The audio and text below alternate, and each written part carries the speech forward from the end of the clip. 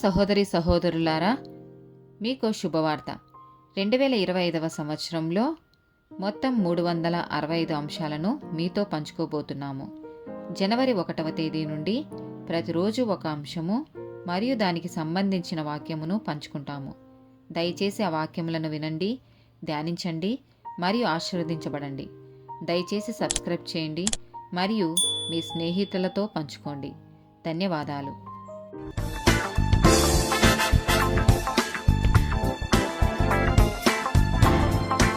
196th day topic మాట నిలబెట్టుకోవడం. సంఖ్యాకాండము 30వ అధ్యాయము 2వ వచనం.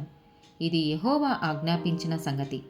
ఒకడు యెహోవాకు మురుక్కుకొనిన ఎడల, లేక తాను బద్ధుడగుటకు ప్రమాణం చేసిన ఎడల, అతడు తన మాట తప్పక తన నోట నుండి వచ్చినదంతయు నెరవేర్చవలెను. ద్వితీయోపదేశకాండము 23వ అధ్యాయము 23వ వచనం. నీ పెదవుల నుండి బయలుదేరిన మాటను నెరవేర్చుకొని నీ దేవుడైన యెహోవాకు మ్రొక్కుకొనిన ప్రకారము నీవు నీ నోట పలికినట్లు స్వేచ్ఛార్పణము నర్పింపవలెను.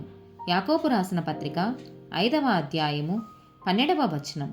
నా సహోదరులారా, ముఖ్యమైన సంగతి ఏదనగా, ఆకాశము తోడని గాని భూమి తోడని గాని మరి దేని తోడని గాని ఒట్టు పెట్టుకొనక మీరు తీర్పు పాలు కాకుండానట్లు అవునంటే అవును, కాదంటే కాదు అని ఉండవలెను. కీర్తనల గ్రంథము 15వ అధ్యాయము 1-4 వచనాలు. యెహోవా నీ గుడారములో అతిథిగా ఉండదగిన వాడెవడు?